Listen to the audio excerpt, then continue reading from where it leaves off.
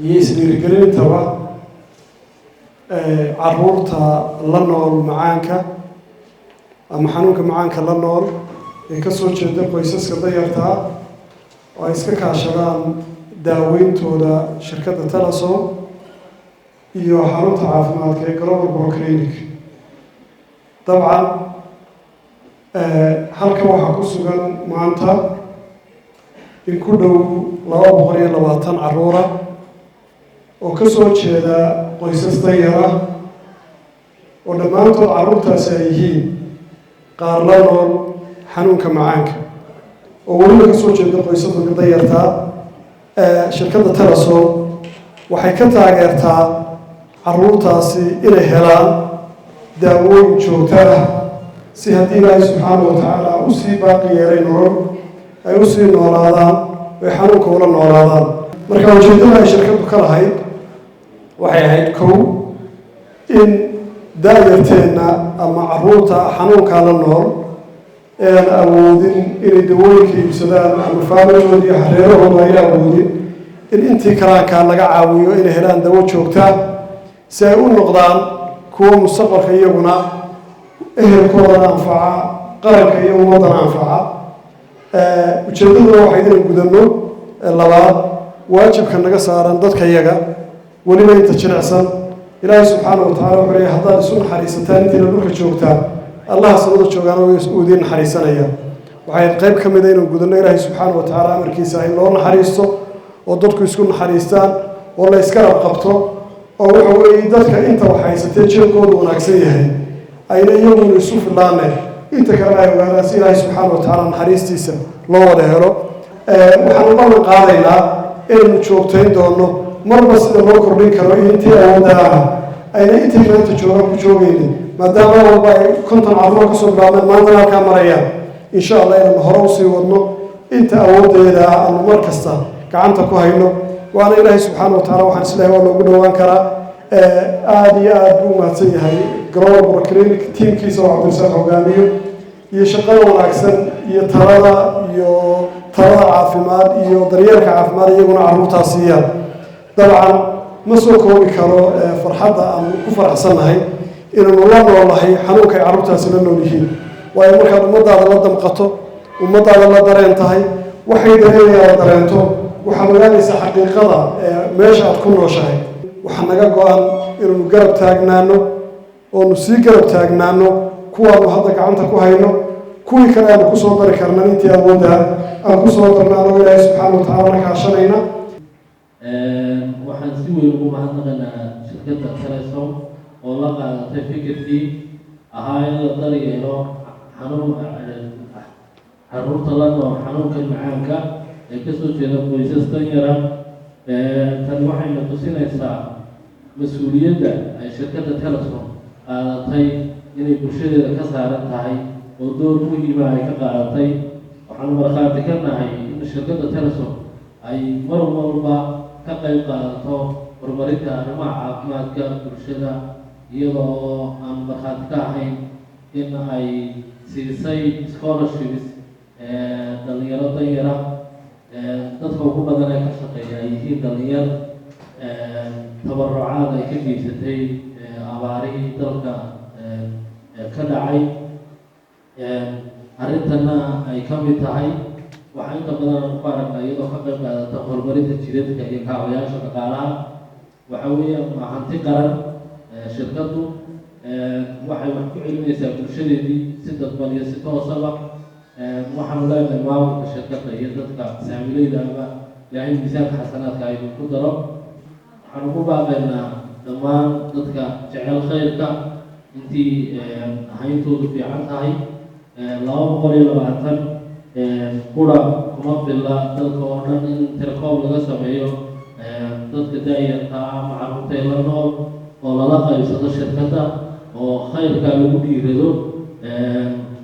mar labaad iyo mar saddexaadba shirkadda waanu mahadnaqaynaa ilaahay miisaanka xasanaadkana ugu daro ha u barakeeyo aan halkan uga mahad celinaynaa shirkadda Telaso sida wanaagsan noo taageertay noo garab taagan iyo dhaqaatiirta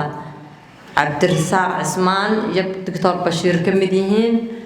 waxaan ahay anigu hooyooyinka la nooshay caruurtooda macaanka waxaan ahay dadkii lagu bilaabay maxaan ku dhahdaay kontonkii qof ee caruuraha u horeeyay waxaan naloo bilaabay dawadan 2014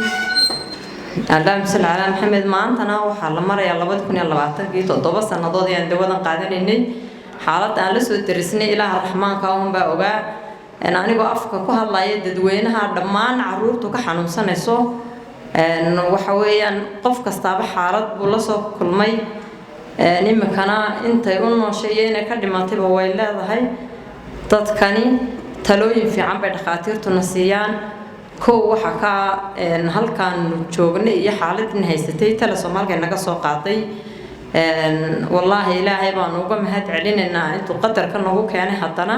cid iska ay garab taagtan siiyay baan ilaahay kun jeer uga mahad celinaynaa waxaan leeyahay tala Soom hore waan u yiraahday markana waxaan leeyahay Allah tala Soom taageero weynasi Allah waad siisay waliba sare u qaad waxaan ahay anigu waalidiinta dadka carruurta xanuunka qaba waalidinta dhashay qaar ka mid ah marka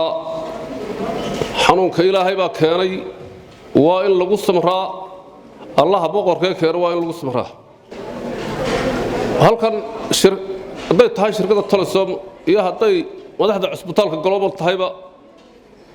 taageeray naga siiyaan taageeradaas waxa weeye xagga dawooyinka naga caawiya marka aanu waxaan ahaa dadkii mashruucan lagu aasan karansa markii uu horeysay dadkii la keenay baan ahaa Cabdirasaaq noo yeeray mashruuc si fiican baan uga faa'iideystay magaranaysa anagu marka mashruuc wax weyn noo qabta anaga maadaama aan ka faa'iideysanay waxaan maadnaqanaa shirkadda Telesom iyo Dr. Cabdirasaaq Yuusuf oo mashruucan si fiican oo xaalad uga qayb qaatay garanaysa intii kale ka faa'iideysatana oo waxaan dhaqanaa dadkan imika ilaa 270 maraya waxaan runtii aad iyo aad ugu mahad celinayaa shirkadda Telesom oo qayb laxad ka qaad barnaamijkan oo ay helinayaan khatiirta Dr. Cabdirasaaq iyo Dr. Bashiir oo runtii muujiyay sanadkii u dambeeyay inuu hirgalo barnaamijkan runtii wasaaradda xarunta caafimaadka si gaar ah la socotaa waxaan rajaynaynaa isagoo la sii balaariyay oo dhammaan gobolada Jamhuuriyadda Soomaaliya la gaarsiiyay inuu suuro galo waxaan ogsoonahay inta ka faa'iideysatay barnaamijkan inay 270 sida uu sheegay Dr. Cabdirasaaq qayb ahaan wixii wasaaradda kaga soo hagaaga barnaamijkan waxaan jecelahay in la soo wadaago shirkaddan waxaan runtii ugu mahad celinaynaa adeega caafimaad ee bulshada u bixisay sida waalidiintu halkan ka hayeen waa barnaamij hirgalay oo waxtar leh oo runtii ubadka rajo badan gelinaya waxa kaloo ma hadnaqayaa marka koobaad iyo marka labaadba waalidiinta waayo waxaan ogahay cidda ugu badan ee hawsha ugu badan ku dhacdo mid jireen mid dhaqaale iyo mid nafsiiba inuu ka bilaabo waalidka cid waalidka doorka uu ku jiro ama mushkiladda uu u babaac dhigayo ku dhawaan karta ama suurayn karta runtii ma jirto waxay daraasaadka imika laga sameeyay waxbaritaanka qofka macaanka qaba ay sheegayaan in la tababari karo oo macaanka la fahamsiin karo ilmadaadiisu ay ka yar tahay 7 jir ka bilow 7 jir ilaa wixii ka weyn in si fiican loo fahamsiin karo sababta ugu weyn ee ilmuhu aqoon ugu baahan yahay waxa weeye ilmuhu iskuulku tagaya uu soo ciyaaraya isaga mar kasta khatar ugu jira inuu macaankiisu kor u kaco ama macaankiisu hoos u dhaco marka hore horta waxaan mahadnaqayaa Dr. Cabdirasaaq iyo teamka Global Plonic iyo gaar ahaan Telesom oo runtii muujisay muwaadinimo iyo waajibkoogii iyo in ka badan oo maanta dawladdu ay qaban lahaydba in ay sii kabeen waxaanse aan ku rajo weynahay inaanu xoojino intaa iyo in ka badanba qorshooyinka aanu wadno aan ku tala jirno mustaqbalka dhowna inaanu sameyno waxa ka mid ah haddii aan soo taabto 2 qodob midi in wacyigelin badan inaanu sameyno dadkeena siday u fahmaan xanuunada aan faafin ee lana noolaanayo qaabka loo xakameyn karo haddii ay tahay macaanka dhiigkarka subaga iyo wixii iyo xanuunada kale ee la wadaaga iyo qorshaha kale oo ah in xanaanooyinka Somaliland in ay heli karaan amba inaan dhigi karno shaybaarada amba dawooyinka xanuunadan faafin uu macaanku ka koob yahay sidii dadku ay ugu dawoobi lahaayeen amba halkaa u tegi lahaayeen ay ka heli lahaayeen adeegaas ayaan ku tala jirnaa inay shirkadu contribution-kii ama hantidii ay ka samaysay dalkan macaashkii ay ka samaysay qayb ka mid ah inay bulshadeedu soo celiso weliba meelihii ugu badnaa waxa ay talanu iska weydiinay waxaan doonaynaa inaan sektorka caafimaadka ama qaybta caafimaadka caawino ee xaggeenu ka galla waxaan ku idhi MCH oo la baro iyo maalmo dumar computer la bariya iyo hawl yar oo aan faa'iido ma laha laakiin carruurta xanuunka macaanka la nool ayaa u baahan dawo joogto ah waalidkiina aanu culays ka qaadi karaynin shirkaduna go'aankaasi go'aan fiican buu ahaa go'aan geesina buu ahaa go'aan waxtaran buu ahaa marka labadaasiba in lagala dadaalo ayaa mashruuca ku jiray waxaana runtii kow ka ah in loo helo dawadeena waxay naga caawisay ilaahay khayr ka siiya shirkadda Telesom ayaa damaano qaaday intii badnayd waxaa fikradda markii ugu horeysay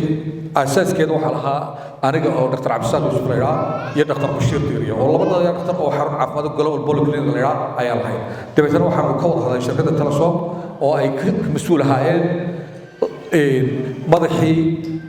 xiriirka dadweynaha oo Cabdisalaam la yidhaa iyo Nicola Maxamed la yidhaa labadaas iyaguna markaa xafiiska fadhiyay halka imika Cabdiwahaab ay nooga fadhiyaan iyo Yaasiin Nuur Buuga ay nooga fadhiyaan horta ujeedooyinka kulanku wuxuu ahaa muddo dheer ismaynaan arag waxaynu ka koobnay qaybo kala duwan waxaynu isugu jiray waalid caruur xaruntii caafimaadka global iyo shirkaddii Telesom marka inaynu is aragno oo aynu is xog wareysanaa waxay la tahay inay ahayd arrin aad iyo aad muhiim ah taasina maanta waynu dhacday si fiican baanaynu ugu dhacday aad baan ugu mahadsantihiin waalidiintii iyo carruurtii waxa kaloo aad ugu mahadsan shirkaddan